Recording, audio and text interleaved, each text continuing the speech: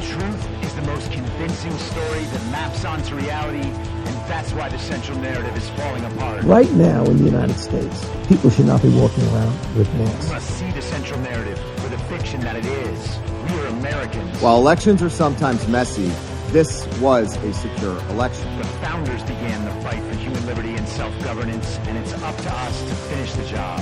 I'll tell you what, we are in a truth emergency right now. This is the end game.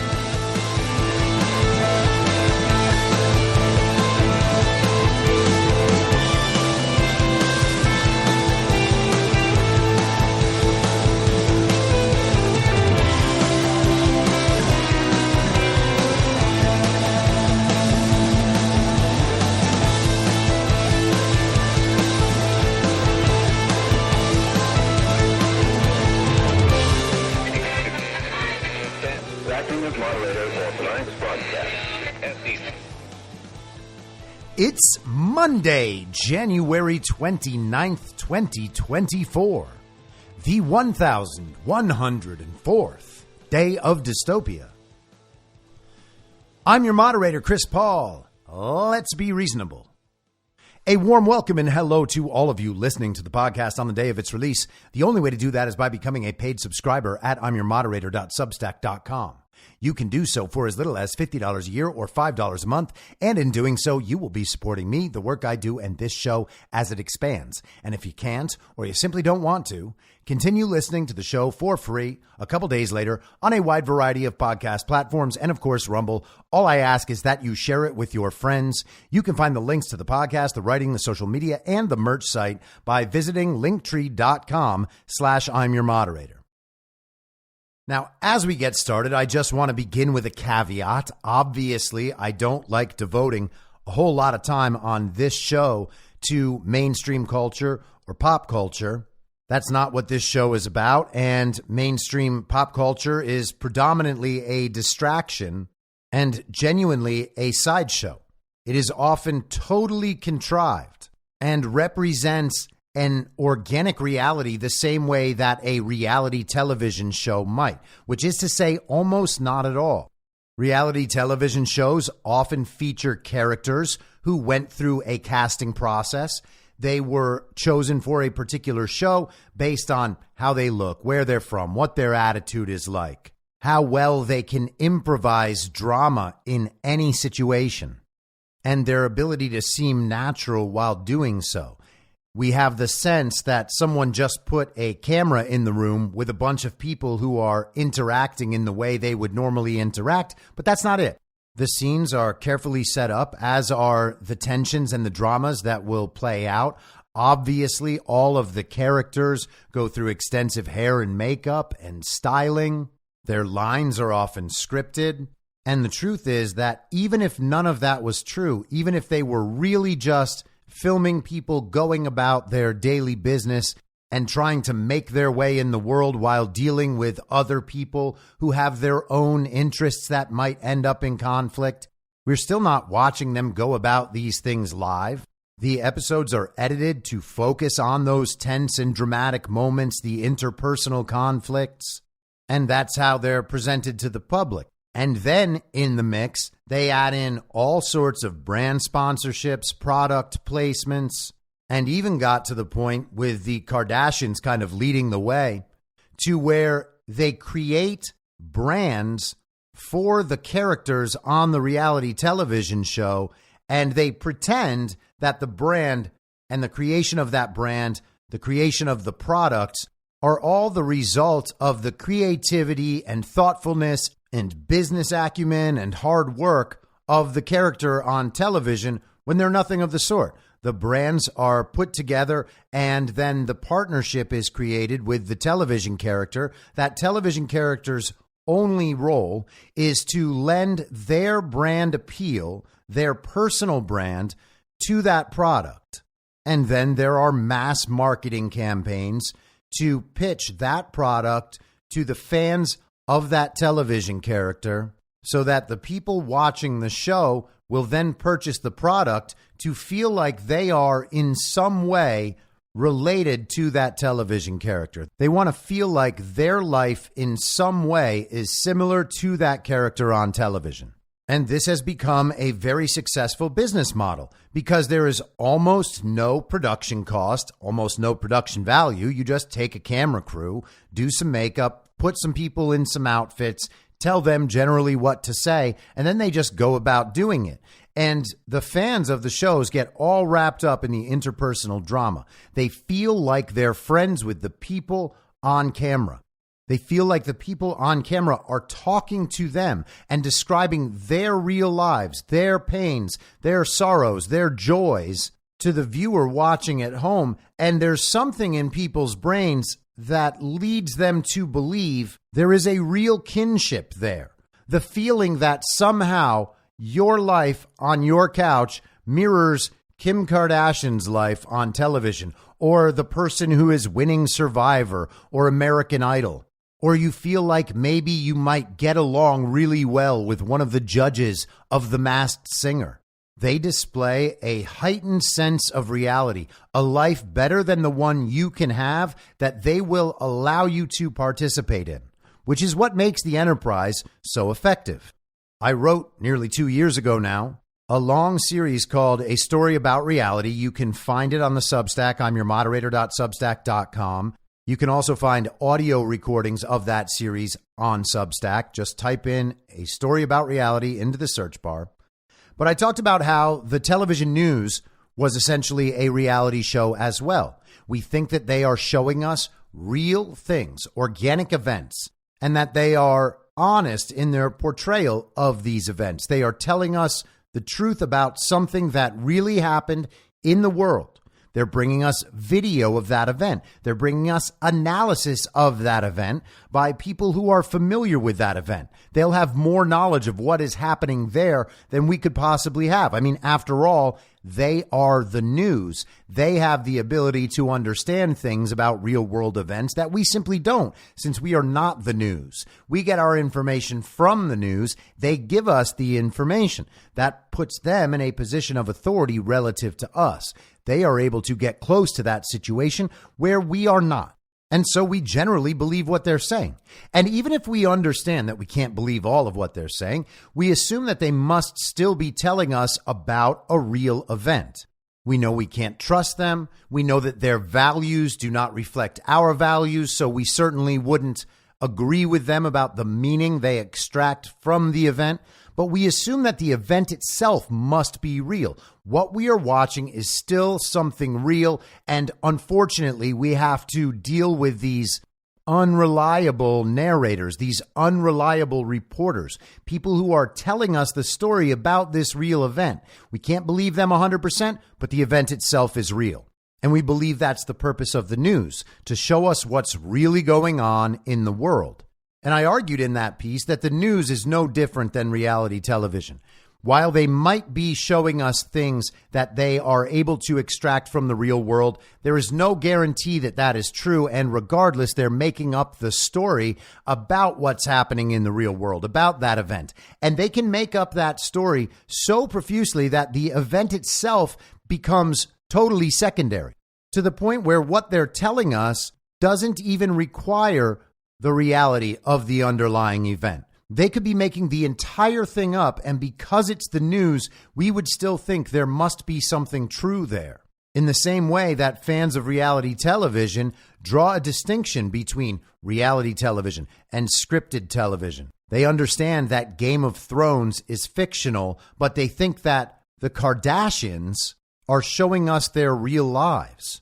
Now, to the extent that that's true at all, it's only because their real life is attempting to reflect what's on the show, so that all throughout their day, they are still doing some aspect of that show. They are still on display. They are still projecting a certain attitude and living a certain lifestyle that other people will attach to and then ultimately pay for.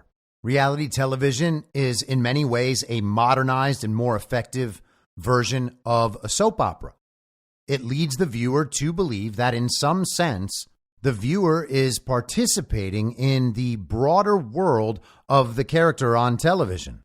and the audience follows along with the drama as if it's drama from their own lives. And in the acting out of that drama and the resolution of that drama, the audience is led to construct an emotional false reality about how similar situations might play out in their lives, which leads people not only to seek out those same kinds of dramas, but to act them out themselves. Now, all of that is very strange, but it's also very easy to exploit. The Kardashian women, as we're often told, are all billionaires. And for what?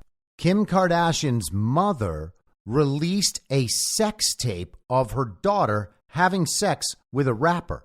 That is what made them so famous initially, at least aside from the fact that the father, Robert Kardashian, was an OJ lawyer. They are rich and famous because they act out totally contrived drama on reality television while selling people, almost all of whom are women, products and a lifestyle that allows them to imagine they are rich and famous too.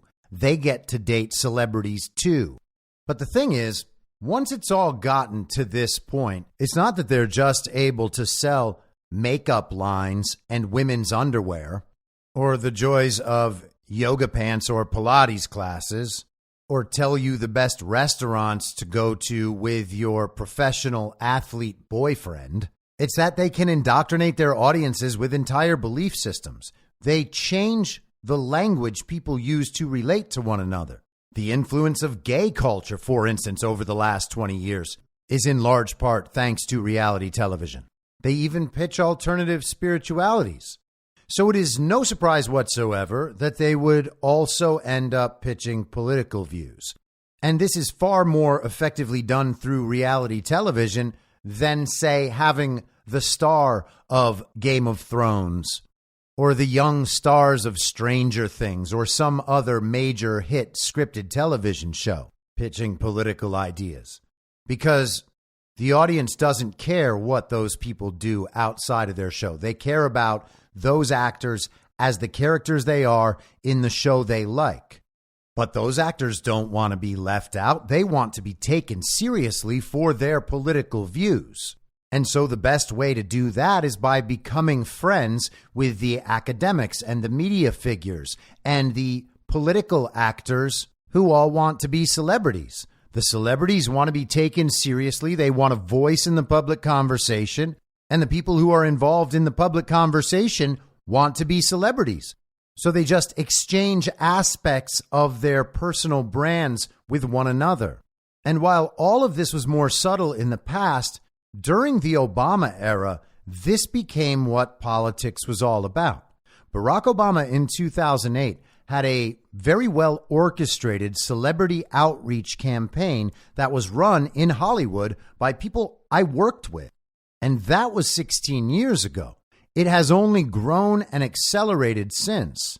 Now, many of those Obama people moved over to Bernie Sanders in 2016 before eventually reverting and settling with Hillary Clinton.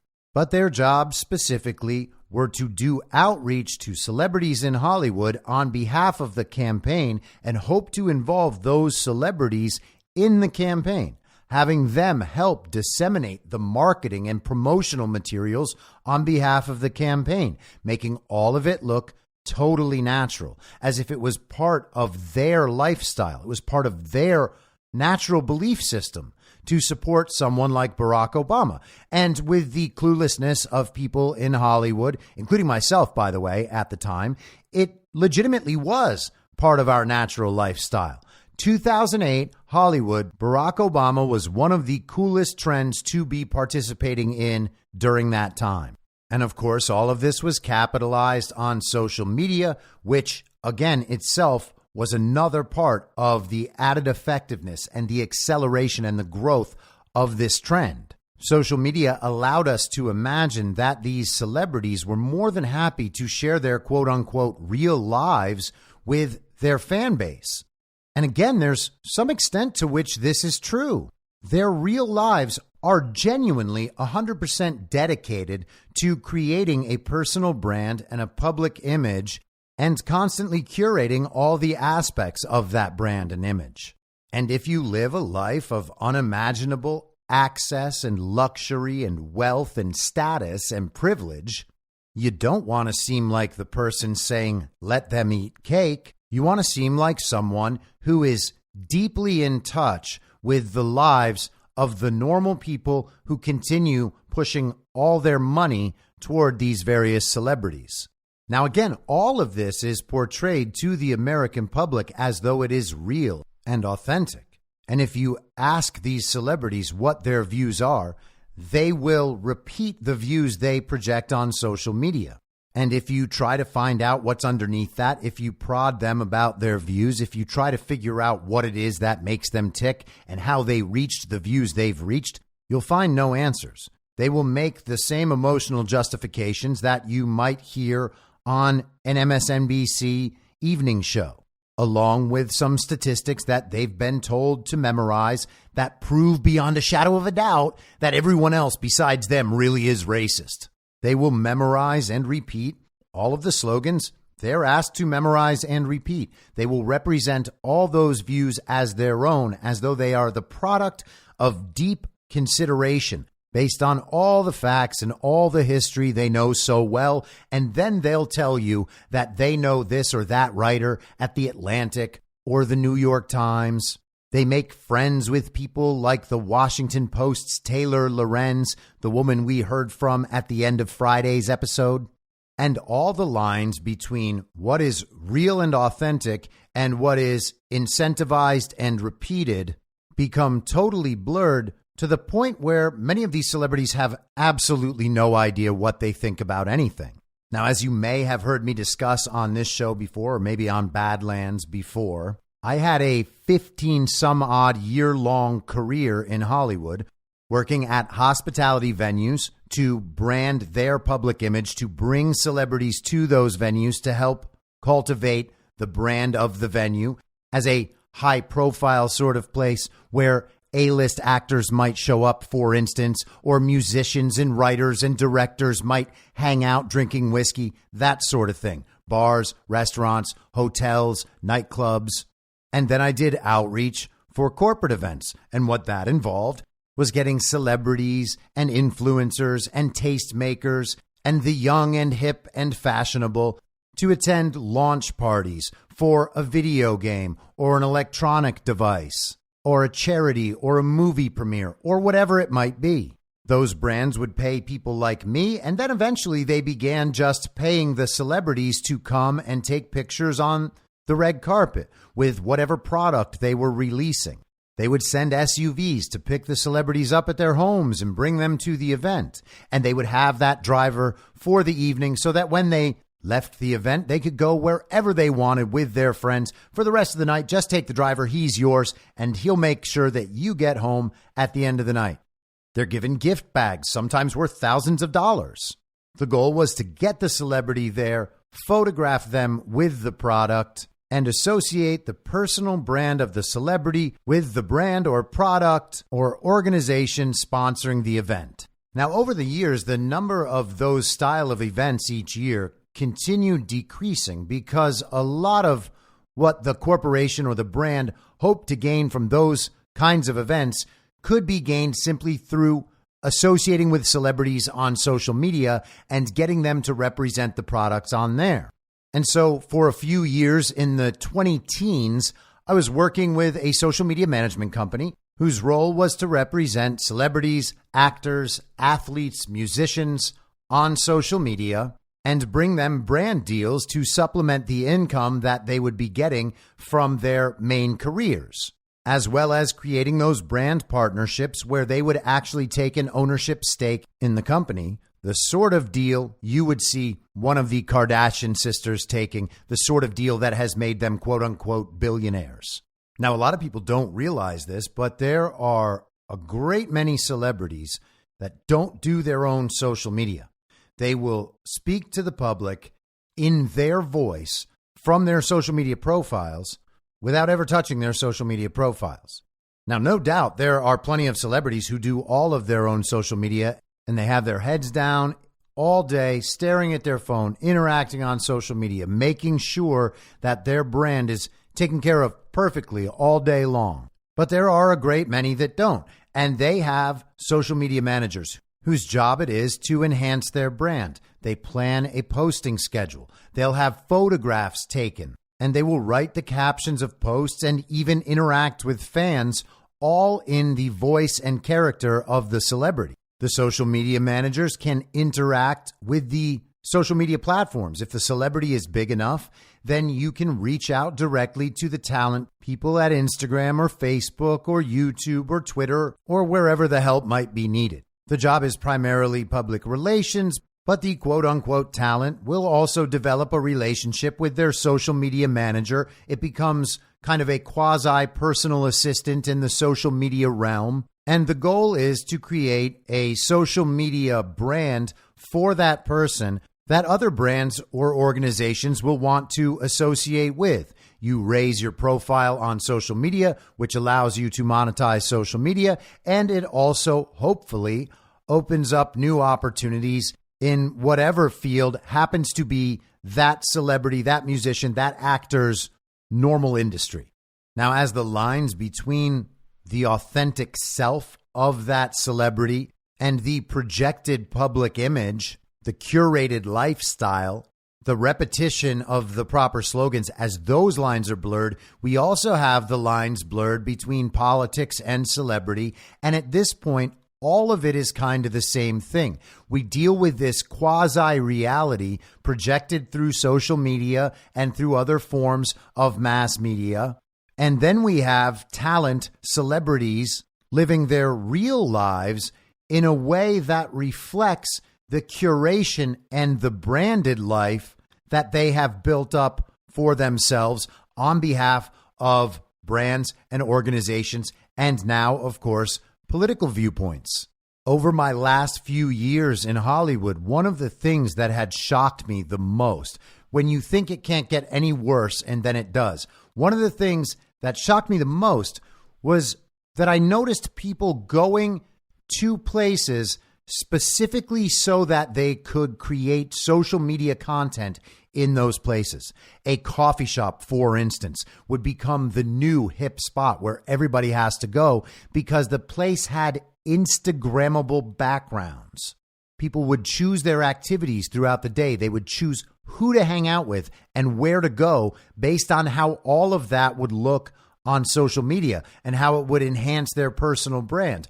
Are the people they're spending time with going to help them project their curated brand on social media, thus leading people to believe, hey, this is the sort of normal life this person has?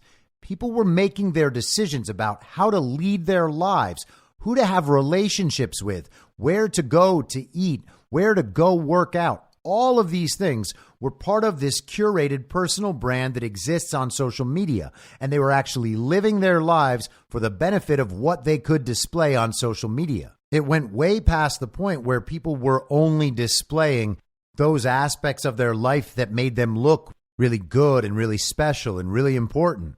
People realized that the easiest way to make themselves actually seem really good and special and important was to figure out what would make them look that way on social media and then live a life that included all of that. So they went from fictionalizing the reality of their lives to then trying to make the reality of their lives correspond to that developing fiction in the most heightened way they could. They would curate all the elements of their brand and then live a life that corresponded to that curation.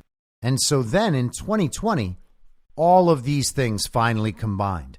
And I talked about this stuff through 2020 and talked about it openly in Hollywood, as many of my friends were getting paid massive sums of money to promote lifestyles and viewpoints that I knew beyond a shadow of a doubt they did not live and they did not represent. People were getting paid more than the average American will make in an entire year to post one photo of themselves doing something that the regime demands in the political realm to help them push their agenda. And a couple of the big things, obviously everyone understands and knows: masking, mail-in voting, and specifically Mark Zuckerberg's drop boxes. And then, of course, the vaccine. celebrities were being paid to push all of these things as good. And you might say, yeah, but many of those celebrities actually believed all those things. They believed in masking. They believed in dropping their mail-in ballot in a Mark Zuckerberg Dropbox with their vote for Joe Biden. They believed in getting the vaccine for COVID. And maybe to some extent they did. But they just didn't live that way.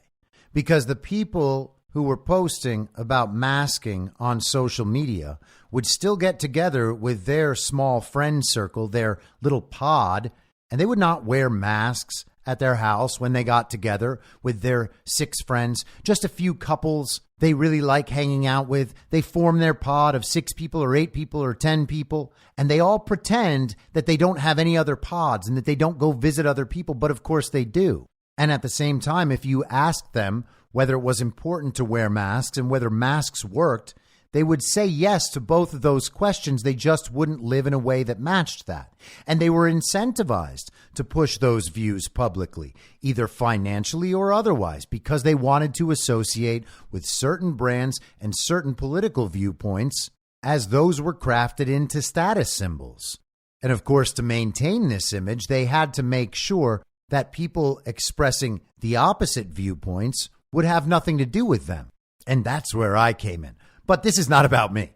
There was a project in 2020 called Defeat Disinfo. The project was led by General Stanley McChrystal, and the goal of the operation was to execute social media manipulation strategies that had been used in the Middle East to quote-unquote defeat terrorism. And obviously, knowing the regime, what that means was leading color revolutions. You, of course, have heard about the effect of social media on the so-called Arab Spring. Those military information operations were turned around and directed at the American public. And then there were PR firms and celebrity relations firms like Main Street One, whose role was to do the same sort of outreach that I used to do, but now superpowered and specifically for political manipulation. And you combine that, of course, with the constant censorship and the propaganda, and you have a very, very powerful information weapon to influence the thinking of the whole population. And of course, why stop at celebrities? They expanded their programs to what they call micro-influencers, people with relatively small followings, but people whose following pays attention to them, engages with them, and will often follow their lead when it comes to purchasing decisions or the sort of lifestyle that they too wish to project. With enough money and enough data and with the proper organization, you can essentially make sure that everyone on social media is getting fed the same messaging, and not just by the same sources, but by sources they themselves choose to associate with, by people whose lives or even whose fashion they want to emulate. And when you add in the censorship factors and the punishment structure within the party of false decorum, which exists in its full glory on social media, to the point where anyone with conflicting viewpoints is afraid to even speak up for fear of not only the censorship, but of shame campaigns being directed at them from everyone else who is under the spell or even part of the info op. And again, of course, I can attest to being on the business end of that one as well. So the lines become blurred between fiction and reality. Initially, reality is enhanced with elements of fiction, and then we get to the point where the reality actually has to follow the fiction. The fiction leads, the curation of the lifestyle becomes the goal, and the life is lived to fulfill the needs of the curation. And as we discussed, there is no necessity whatsoever for there to be anything real underlying any of what's displayed. There is no way the COVID pandemic narrative would have been successful without this aspect on social media. No way anyone would have believed that Joe Biden could have received 81 million real lawful American votes without social media. No way the vaccine campaign would have been so pervasive and successful without social media. No way the Ukraine war would have worked without social media. And the list goes on and on and on. And not to go deeply into this, but it would be a shame not to mention the fact that all of the followers engaging in some celebrities' content could absolutely just be bots and no one would know it. If an account had 5 million followers and 4.9 million of those followers were bots, no one in the general public would understand that. You would just see a 5 million follower Instagram account with X number of likes and a certain level of engagement with no requirement whatsoever that any of that is real either. There is nothing at any step of this process that actually must be real. And we are essentially getting to the point where the celebrity existing isn't even really required. But let's not focus on that. I am not making any claims about the non-existence of any celebrity, certainly not the one we're about to talk about. And of course, that would be Taylor Swift. Now, if you're thinking to yourself, I don't care about Taylor Swift at all, I would generally agree with you. I don't listen to Taylor Swift's music. I find her entire brand annoying and fake. Major aspects of her personal story, the claim that she writes all her own music, a lot of that is just nonsense. But when they give us characters like this, they have to convince us that these characters really are the best at what they do. It's not good enough that someone else writes Taylor Swift's music and she just performs it. It has to be Taylor Swift's music, and it has to be about her own personal life. It has to be her authentic personality and experience that shines through in her music, because part of her personal brand is that sort of authenticity. But now we as a nation are being subjected to a massive and obvious psyop. It was one thing to mix a pop star with a professional athlete, something we've seen countless times. But now we have a pop star mixed with a professional athlete, both of them selling the regime agenda, a political element involved now on full display and written up today in the New York Times, and the very real, very legitimate sport of NFL football will now feature this psyop as the centerpiece of this year's Super Bowl, which is itself a psyop. But before we get into that, let's go back to 2020 and see how this thing has developed over the years. This is NBC News from October 7th of 2020. Taylor Swift endorses Joe Biden for president. Swift had largely stayed out of politics before 2018 out of fear of isolating her audience. Well, now she no longer cares because, as celebrities always do, she decided that it was just so important that she uses her voice and her platform to have a positive impact on American politics. Taylor Swift fans have known all too well by now who she's voting for in November, and the pop singer made it official on Wednesday by endorsing Democratic nominee Joe Biden. So apt that it's come out on the night of the VP debate, Swift said to her more than 87 million followers. Going to be watching and supporting Kamala Harris by yelling at the TV a lot. She spoke to V Magazine's Thought Leaders issue and wished that her vote for the Biden-Harris ticket will help start the nation's quote-unquote healing process. Swift said Biden's message is one of healing and that it advocates for women, the LGBTQ community, and people of color.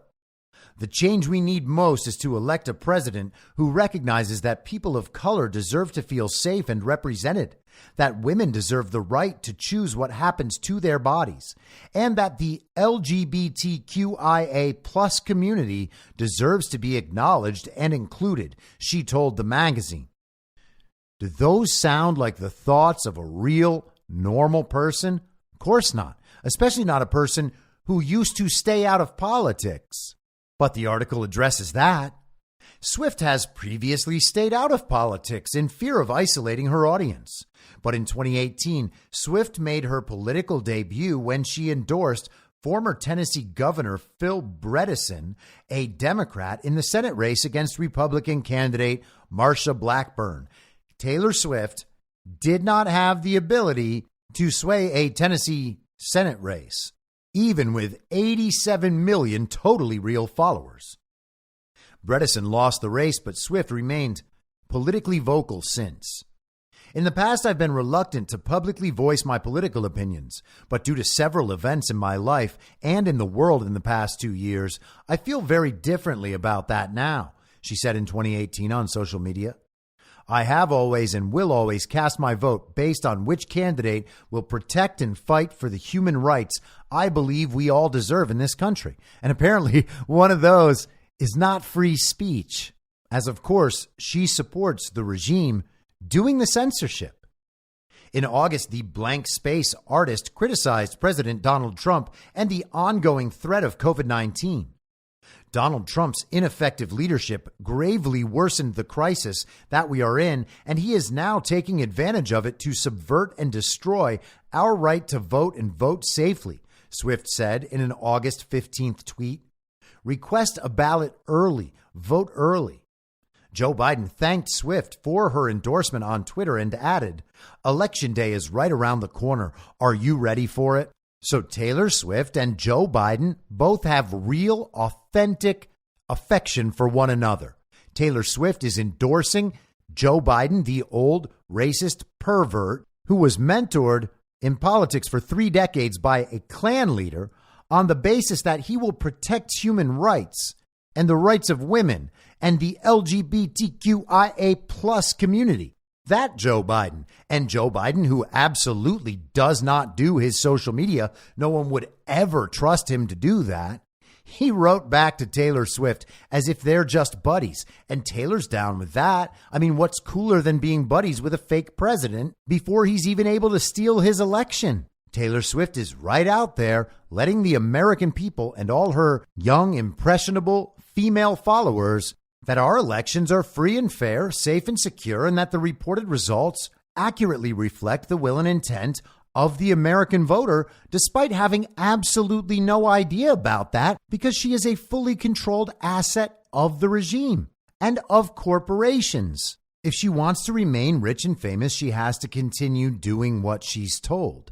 Too many people have invested too much time and too much money making her this rich and famous, making her all that is Taylor Swift, to allow her to simply stop doing any of this stuff. She is a valuable commodity that still controls the minds of millions of young and impressionable people in this country. And I don't say that lightly. There is a set of young people who will do whatever Taylor Swift tells them to do because it is part of their identity, part of their personal creation of social status, to be massive Taylor Swift fans. So Taylor Swift was always out of politics. And then in 2018, she just got into politics a little bit. And then in 2020, she got into politics a lot. And then after Joe Biden won, well, of course, now you can take a break. Your job is done. But here we are in 2024, and that job's got to get done again. Because if she wants to stay rich and famous, well, then the people who run everything for her have to stay in power. And the Taylor Swift brand is a pretty powerful weapon. They can't afford not to use it. So, of course, they are going to use it to its maximum capacity, which brings us to this unfolding psyop that we have all been unwittingly and unwillingly drafted into. If we won't accept our role as supporters of Taylor Swift and Travis Kelce and the NFL and ultimately Joe Biden, well, then we end up participating as the controlled opposition. And the regime is totally fine with that. They need the controlled opposition, or else all of the Swifties wouldn't feel like they're fighting to protect Taylor Swift and her honor and her chance at love with Travis Kelce and the country that she believes we all really deserve.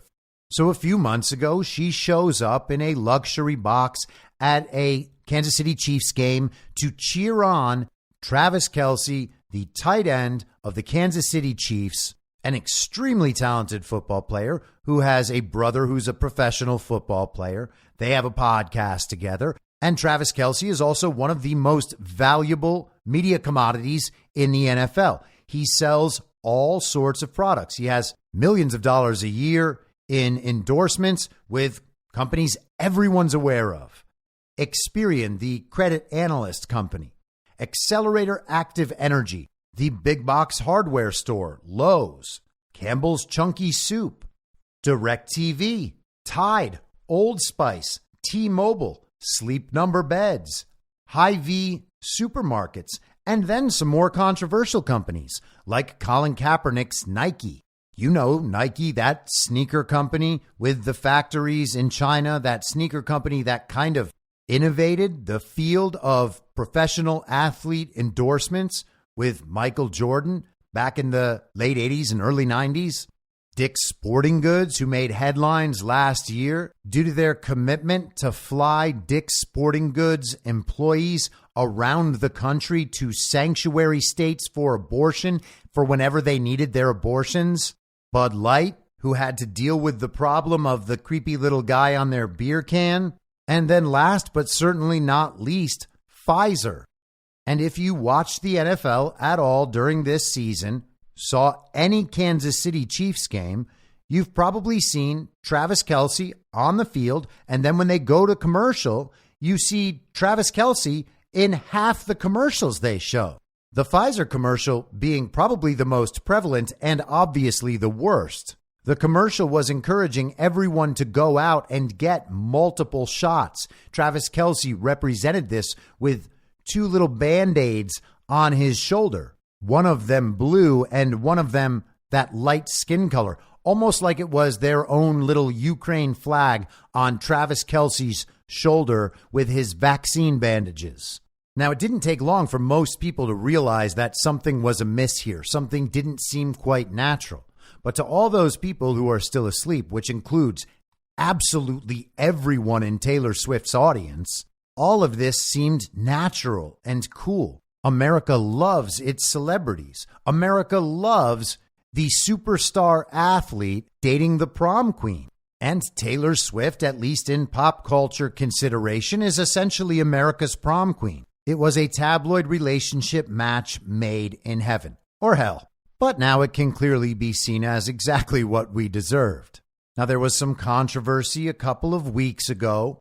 Fox News host Jesse Waters hinted that Taylor Swift may be part of a Defense Department Pentagon psyop. And for this, of course, he was labeled a conspiracy theorist.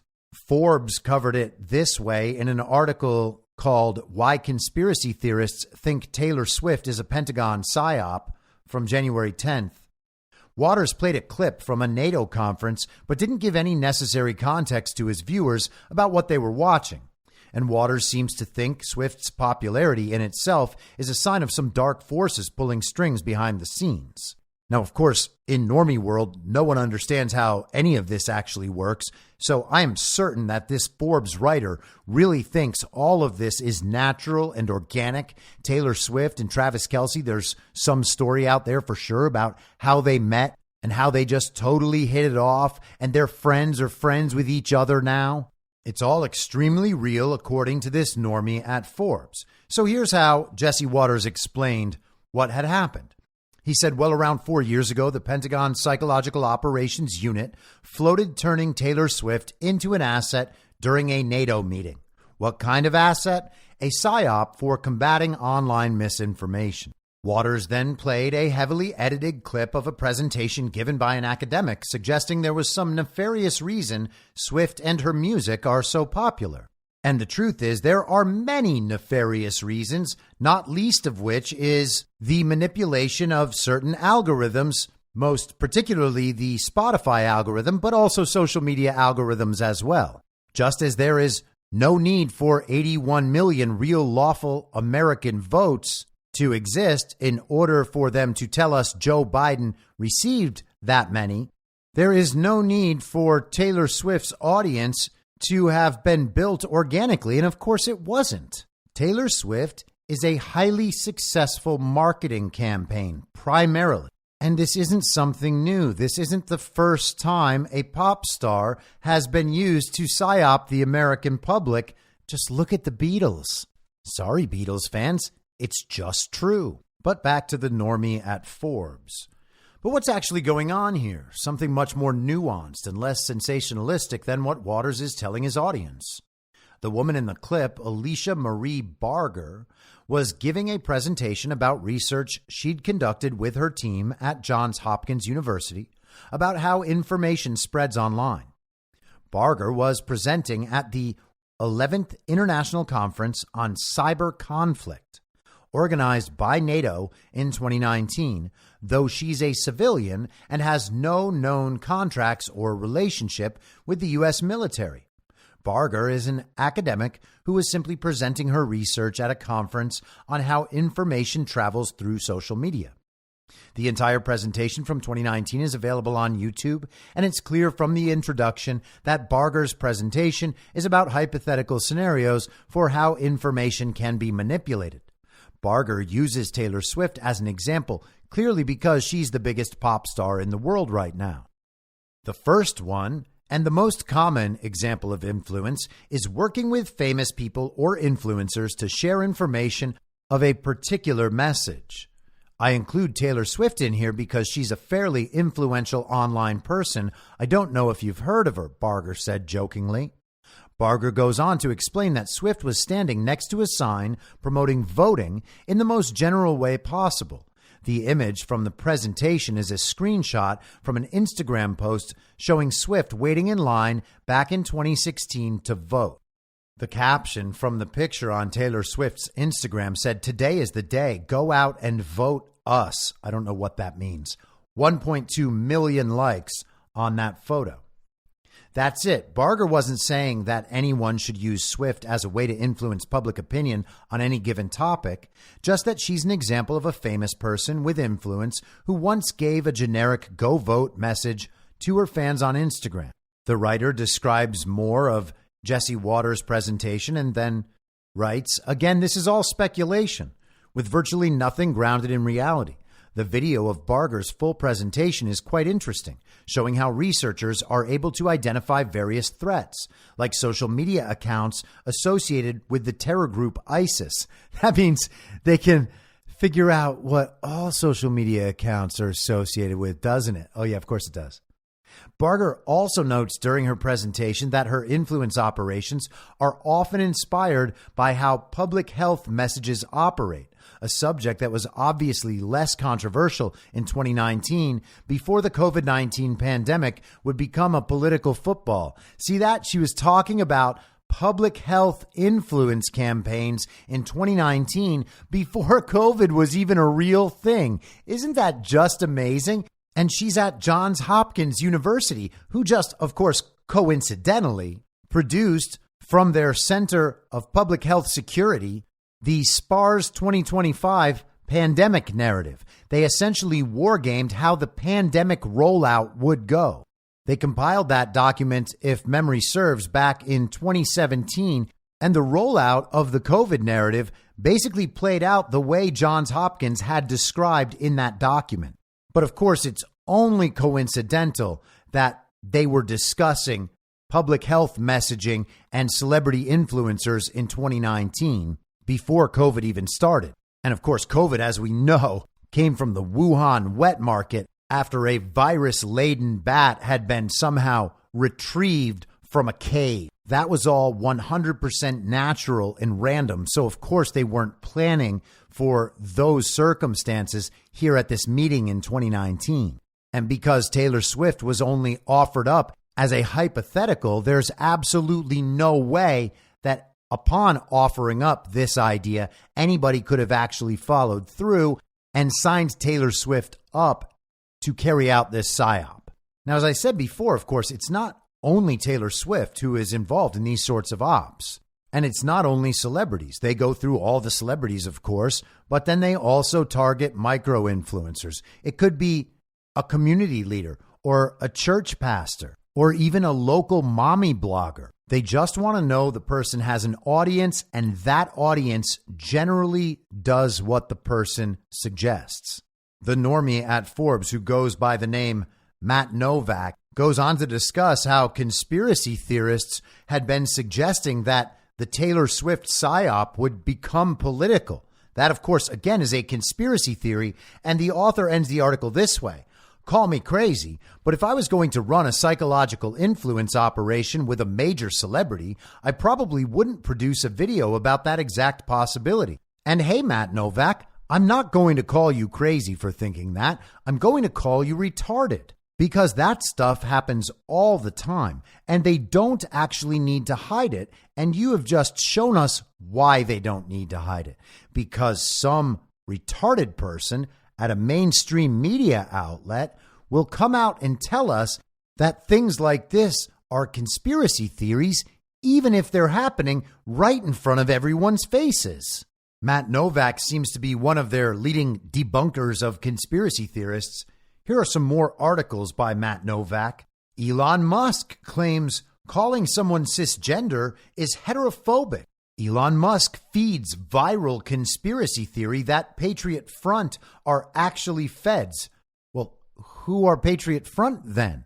How come the media hasn't figured out who all of these masked white supremacists are when they're marching around cities in their little matching outfits?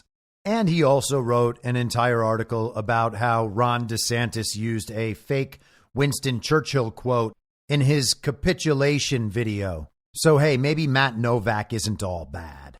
But that is what is considered a debunking these days. Call a claim a conspiracy theory, list a few reasons that might lead people to doubt the legitimacy of that conspiracy theory, and then just pretend it's the end of the story and there's no way the normie could ever actually be wrong.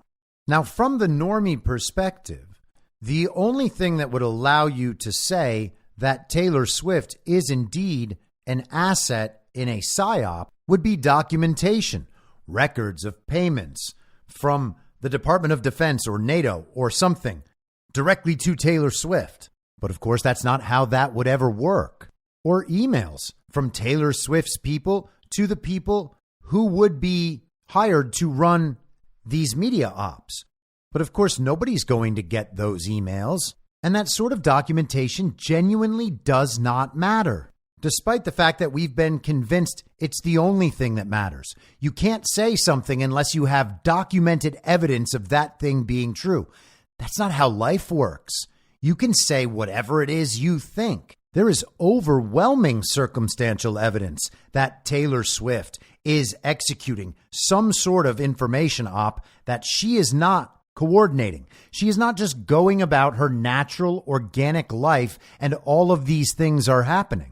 It's insane to think otherwise as a normal person. And if you know how any of this stuff works or have been personally around it, which I do and I have, it is absolutely the most probable explanation for this situation. You're actually not required to be able to prove something beyond a shadow of a doubt to anyone who challenges you in order to maintain an opinion or a perspective or an understanding about how the world works. And we all actually need to be able to do that to operate in the world. Otherwise, what we're doing all day long is trusting whatever is handed down to us from authority. And of course, when we comply with the regime's standards for belief formation, we actually help them push their agenda forward. On Friday, one of the major news outlets in Pittsburgh, Pennsylvania, the Pittsburgh Tribune Review, published an article by one of their sports opinion writers, a guy named Mark Madsen. His column addressed the idea of Chiefs fatigue, like the country just getting sick of the Kansas City Chiefs. And he had an interesting discussion in here about some of what's happening with that team and with the Taylor Swift connection. And I want to hit a few spots in this article. He writes, the theory of Chiefs fatigue is that everybody outside of their own fan base is sick to death of the Super Bowl champion Kansas City Chiefs. In other words, they are the new New England Patriots. Minus the spy equipment, deflated footballs, curmudgeonly coach, and murderous tight end, of course. A less hateable version of the Patriots, sure, but quickly fading from new, fresh, and fun to become tedious and overexposed. Like Tom Brady when he was with the Pats, they've got the golden boy quarterback you aren't allowed to touch. Patrick Mahomes and head coach Andy Reid are in every commercial. They are all overplayed. You've got Travis Kelce, the star goofball tight end, like Rob Gronkowski. That's in any commercial Mahomes didn't get, and even some together, intentionally playing up the meathead jock persona. Plus, you've got another network television significant other and cutaway queen in the luxury box. In this case, Taylor Swift is out Giselling Gisele Bündchen by about 1,000,000 to 1. She gets more airtime than the opposing quarterback week to week. So that is already a very apt and interesting comparison. The Chiefs now are the new New England Patriots. You had Tom Brady and Gisele Bündchen alongside star tight end Rob Gronkowski, the kind of aloof meathead type. Now you've got Patrick Mahomes, the quarterback, and you've got Travis Kelce, the aloof meathead star tight end, dating the most famous pop star in America. He goes on.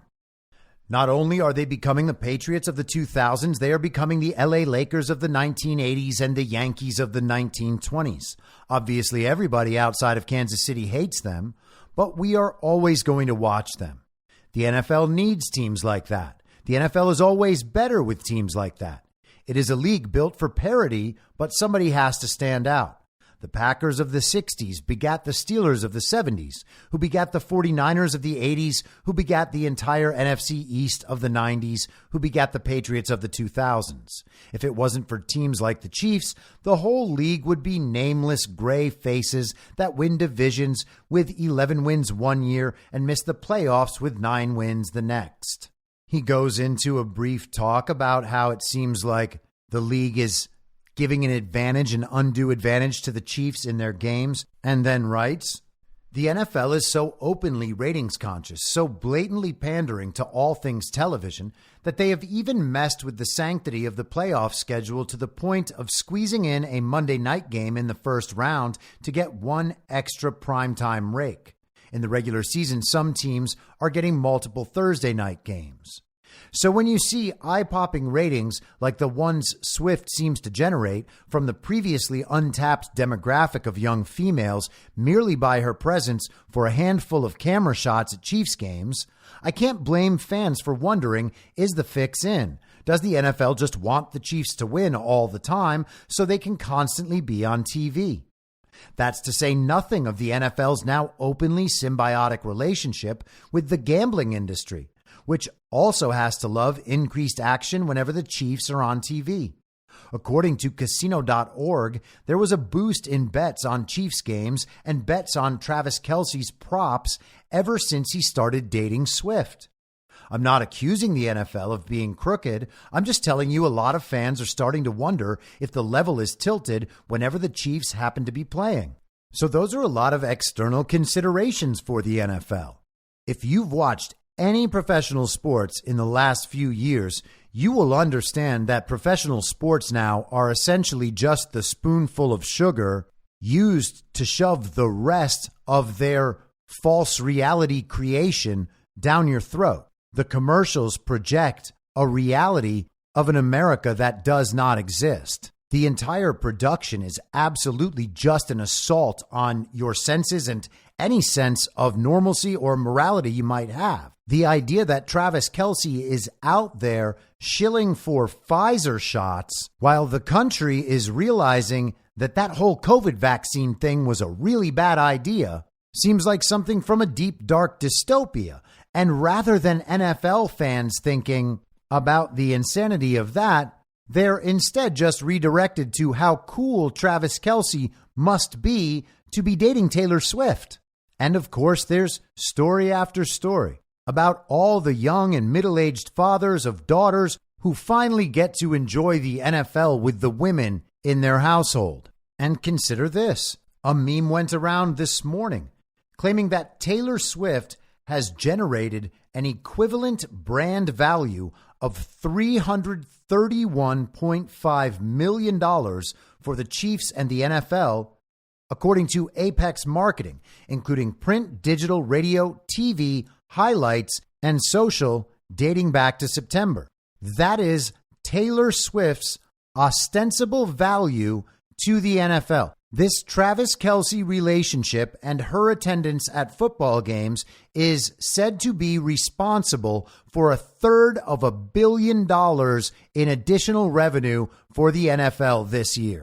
Now, while it's definitely true that these numbers, as they are compiled, are often complete and total bullshit based on social media metrics that cannot be actually proven in reality, they're just kind of industry standards. But regardless of that, there is some massive value add to NFL broadcasts in a real financial sense due to Taylor Swift's presence at these football games during playoff weekends and the constant gossip cycle that follows both her and now Travis Kelce and the NFL throughout this period.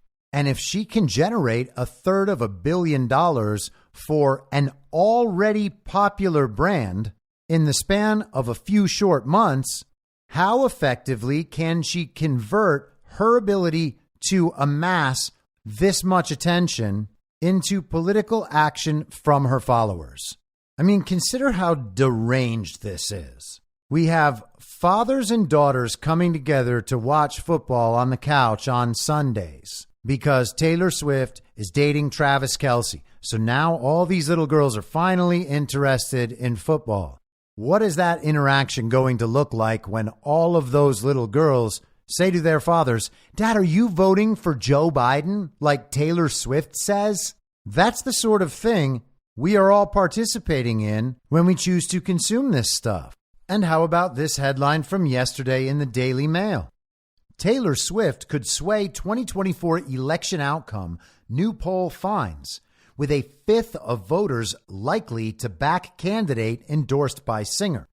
The article says, the pop star's stratospheric influence on popular culture may sway the race to the White House, especially as new Gen Z voters join the electorate this year.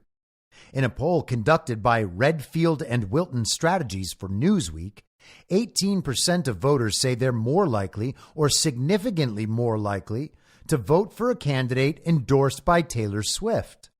Her sway was more visible with voters under the age of 35. This election will see 8 million new voters in the U.S. electorate and a total of 41 million Gen Z voters, many of whom are influenced by celebrities and social media. However, 17% said they would be less likely to vote for a candidate backed by Swift, which could bode badly for Democrat Joe Biden.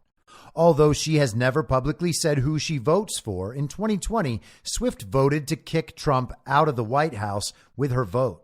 A total of 55% said that they were neutral and wouldn't be swayed either way. They add, her popularity over the last 12 months has reached new highs. She was named Time Magazine's 2023 Person of the Year, led the immensely successful Eras Tour that raked in over $1 billion, and bloomed in her relationship with Travis Kelce. Communications consultant James Haggerty said she's influenced popular culture, sports, the economics of entire regions of the U.S. Swift is in a class by herself. She's so talented and so popular and so ingrained in pop culture. No one is close to her. Celebrity power in elections has grown because celebrity power itself has grown. And in a world awash in messages, it's the celebrity voices that really resonate. In a world where a reality show star can become president and maybe become president twice, all of this makes perfect sense. And it is funny that they claim Taylor Swift doesn't say who she's voting for, but they also include a tweet of hers from May 29th, 2020, where she says, after stoking the fires of white supremacy and racism your entire presidency, you have the nerve to feign moral superiority before threatening violence? When the looting starts, the shooting starts? ? We will vote you out in November, real Donald Trump. And that, of course, was about George Floyd dying from a fentanyl overdose while being restrained by a policeman's knee, or potentially the entire thing was fake. And so let's get to the New York Times. This is from today. The headline is Inside Biden's Anti-Trump Battle Plan and where Taylor Swift fits in. You know, Taylor Swift, the woman who is definitely not part of a psyop.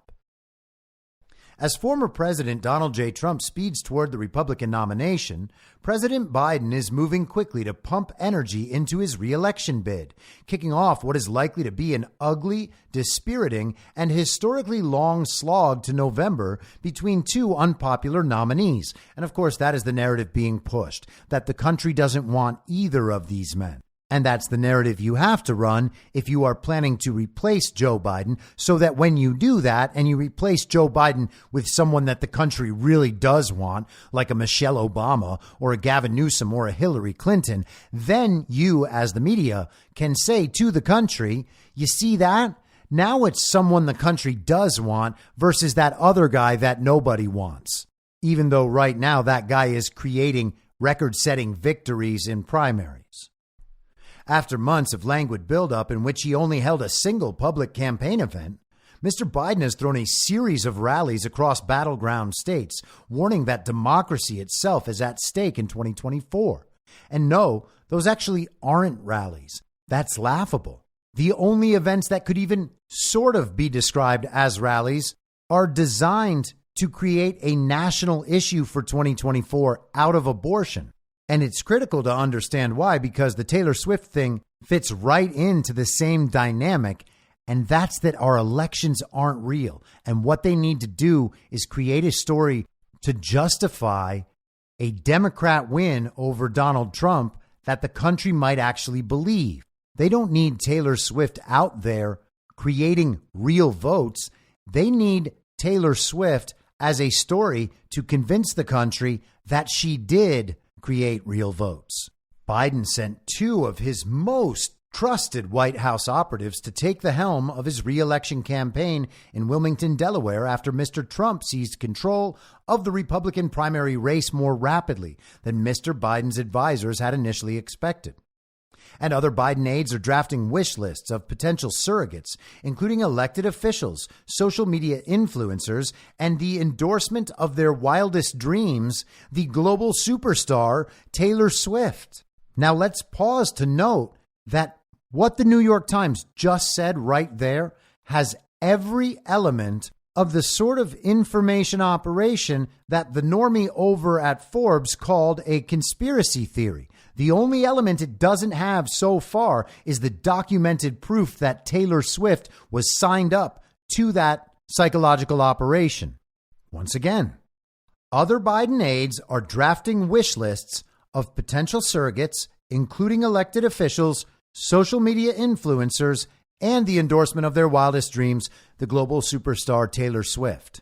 So right now, they are planning who their network of online influencers is going to be. They're recruiting celebrities, influencers, and micro-influencers to run an online information operation just as they did in 2020 and just as they have done since. They now do it by project, election project, COVID project, masking project. These are online ad campaigns featuring advertisements done by online influencers disguised as their personal opinions, but they are being incentivized to disseminate these opinions in properly worded messaging across all their platforms.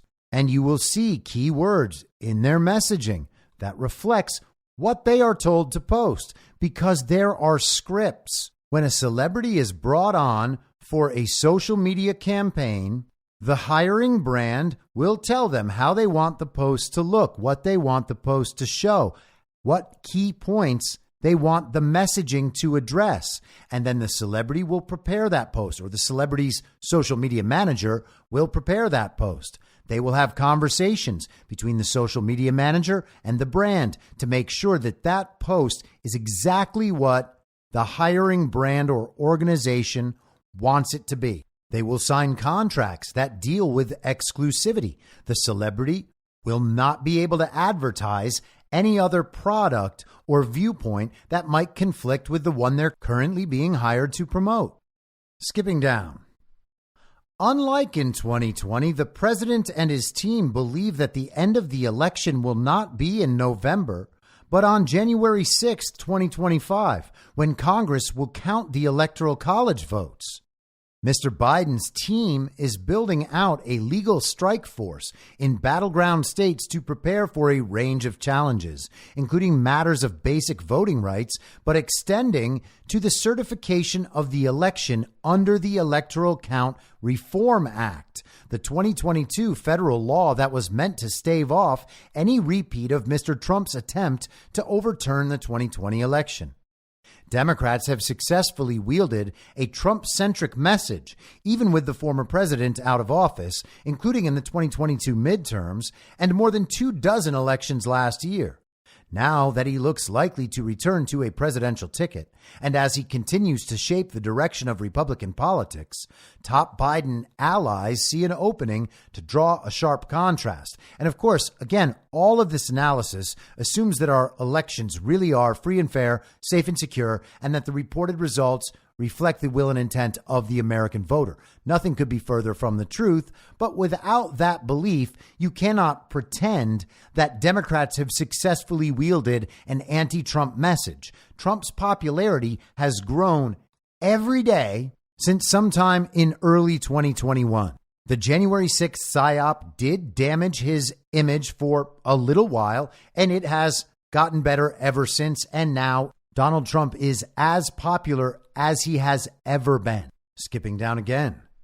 To rally the growing number of voters who do not consume news through traditional media, the campaign is trying to reach them on social media, with videos from influencers and even those with smaller followings. The campaign has begun discussions with celebrities and social media stars about promoting Mr. Biden on Instagram and TikTok.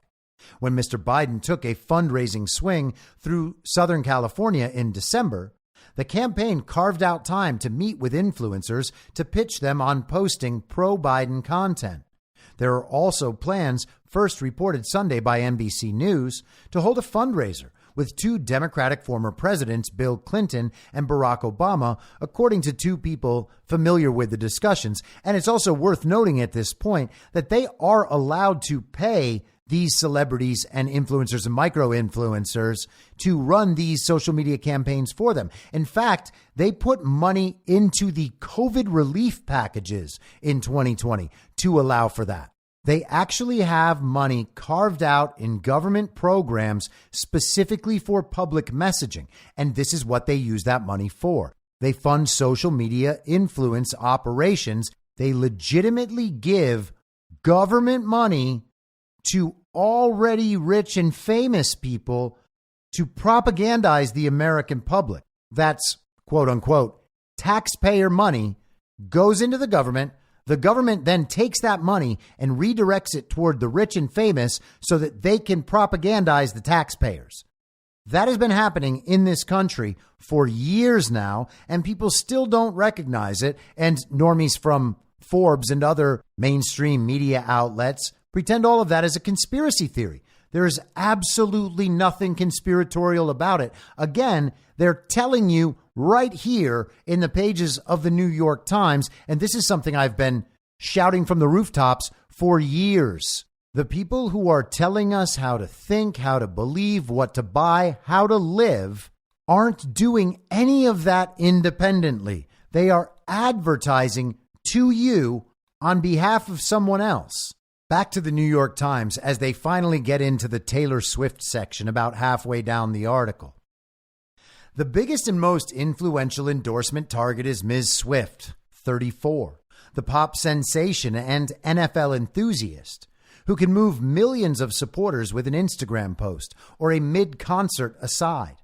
She endorsed Mr. Biden in 2020, and last year, a single Instagram post of hers led to 35,000 new voter registrations, or so they tell us. The New York Times here links to an article from NPR on September 22nd of last year. The headline, "A Taylor Swift Instagram post helped drive a surge in voter registration." And the article claims that Taylor Swift put out this post on National Voter Registration Day, and they got 35,000 new registrations, a huge increase, 23% from the year prior, with double the number of 18-year-olds registering to vote. Andrea Haley, CEO of Vote.org, called it a highly encouraging sign of voter enthusiasm, especially among young voters who are newly eligible since turning 18. She said time and time again, young people are showing up and demonstrating they care about their rights and access to the ballot box. And it is a sad fact of our totally broken electoral system that the glorification of voter registrations is almost an entirely partisan phenomenon now, and maybe more accurately, a regime phenomenon. And I guess we'll see how the case of the mysterious Scott Pressler works out with his voter registration prioritization. The article in NPR concludes, since its inception in 2012, National Voter Registration Day has been supported by a number of nonprofit voting organizations such as the League of Women Voters and Headcount, which works with musicians to register voters at concerts. Now, the League of Women Voters, as you might imagine, is 100% through and through regime. InfluenceWatch.org, League of Women Voters. The League of Women Voters, its affiliates, and its associated 501c3 educational arm, the League of Women Voters Education Fund, has received support from major liberal donors such as the Ford Foundation, George Soros's foundation to promote open society, the New York State United Teachers Government Worker Labor Union, and the Tides Foundation. In addition to those, they received funding from the liberal Joyce Foundation, which once claimed future President Barack Obama as a board member. They also received money from the Carnegie Corporation and the John D. and Catherine T. MacArthur Foundation. So very regime, very globalist, not remotely nonpartisan, and highly involved with National Voter Registration Day. But let's check out Headcount. Headcount has partnered with a wide range of organizations, including music industry companies such as Pandora, Bonnaroo, Coachella, and Lollapalooza, as well as left-wing nonprofits such as Global Citizen and Black Voters Matter Fund. Headcount has also received donations from the Leaves of Grass Fund. So Taylor Swift is doing political advertisement for National Voter Registration Day, a project that is consistently supported by left-wing, global regime-oriented nonprofits and foundations. Taylor Swift, in addition to the political messaging, of course, she also does brand endorsements for Target and Starbucks, two major corporations who have been heavily involved with the woke agenda. And, of course, Taylor Swift, just like Tom Brady, was heavily involved in Sam Bankman-Fried's now defunct FTX. CNN last year, Taylor Swift agreed to $100 million deal with FTX before it went bankrupt, but FTX pulled out. So she is essentially fielding all of the offers for everyone and is able to sell her likeness and her supposedly authentic support to all of these various corporations, organizations, causes, etc. And we are supposed to believe that Taylor Swift, of her own accord, realized that it was National Voter Registration Day and told people to go out and sign up to vote. But let's pop on over to Headcount's website, headcount.org. Here are some of their corporate partners as listed on their website. American Eagle, ASCAP, that's the music publishing organization, Atlantic Records, Ben & Jerry's, Levi Strauss & Company. Oh, that's Democrat Congressman Dan Goldman's family. Major League Baseball, the NHL, Spotify, and a few others. A big banner reads, "Join a roster of passionate supporters of democracy. Partner with us." They have partnerships with major music venues and promotions companies around the country.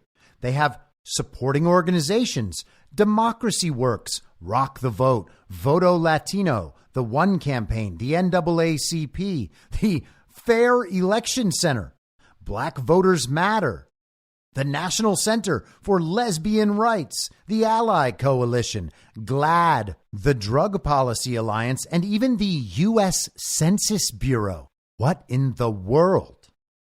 And then they actually list their artists. You can go to headcount.org/artists and see all of their touring partners. There are hundreds of major musical acts here and some comedians as well. And all of the people you would expect are part of this. Alicia Keys, Beyonce, Billie Eilish, Harry Styles, Pearl Jam, Jaden Smith, Jay-Z.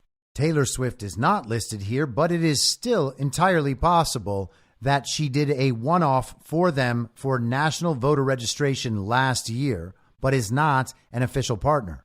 I'm trying to give you a sense of how big this operation is. And this is how big the picture is for one issue and one industry. The reality is so far beyond this. And this same sort of thing is set up for every industry and every issue, so long as someone can find the funding to properly incentivize all the parties. But let's get back to the New York Times. Governor Gavin Newsom of California, a top Biden surrogate, all but begged Ms. Swift to become more involved in Mr. Biden's campaign when he spoke to reporters after a Republican primary debate in September. Taylor Swift stands tall and unique, he said. What she was able to accomplish, just getting young people activated to consider that they have a voice and that they should have a choice in the next election, I think, is profoundly powerful. Oh, yes, so well spoken, Gavin. The chatter around Miss Swift and the potential of her reaching her 279 million Instagram followers reached such intensity that the Biden team urged applicants in a job posting for a social media position not to describe their Taylor Swift strategy. The campaign had enough suggestions already. One idea that has been tossed around, a bit in jest, sending the president to a stop on Ms. Swift's Eras Tour.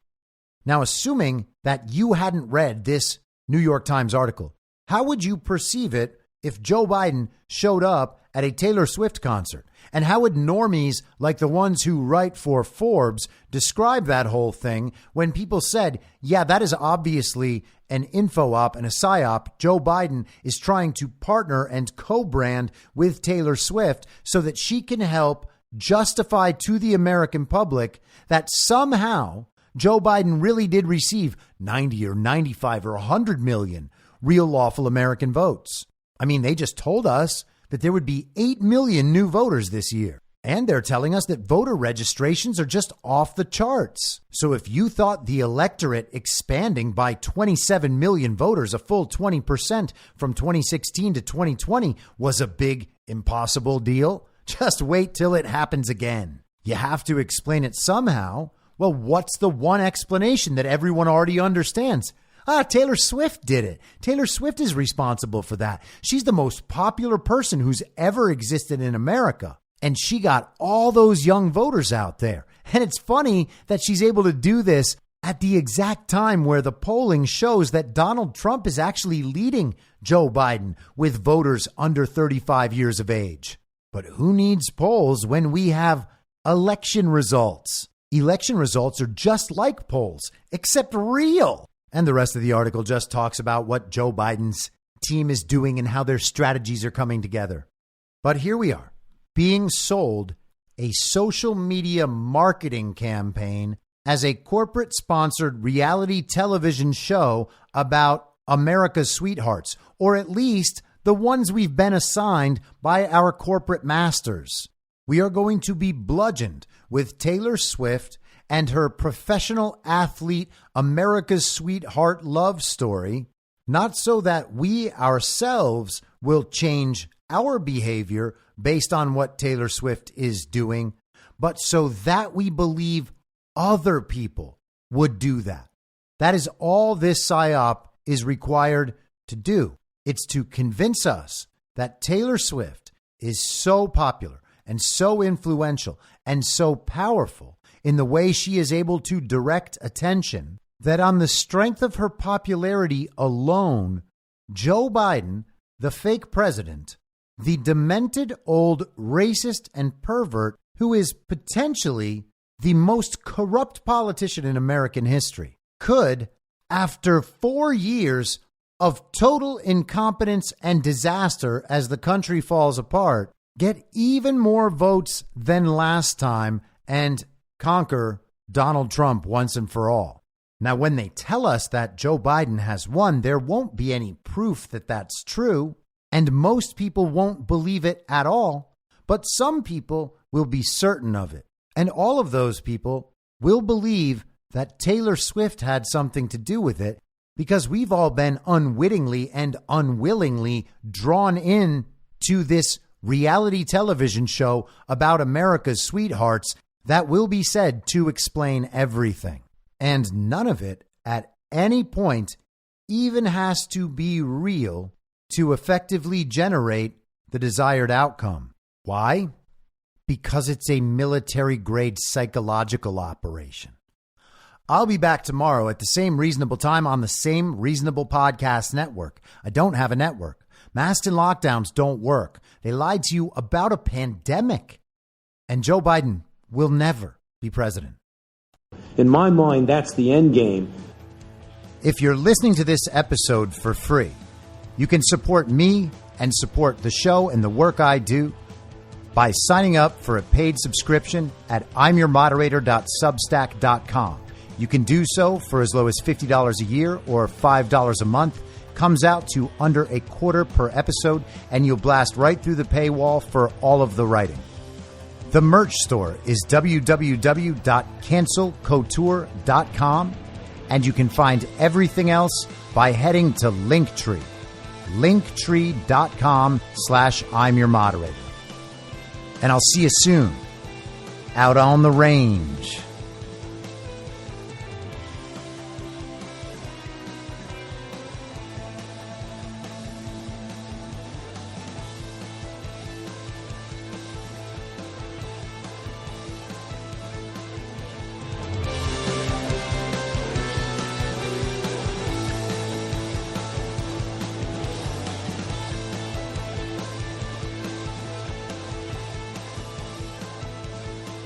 It's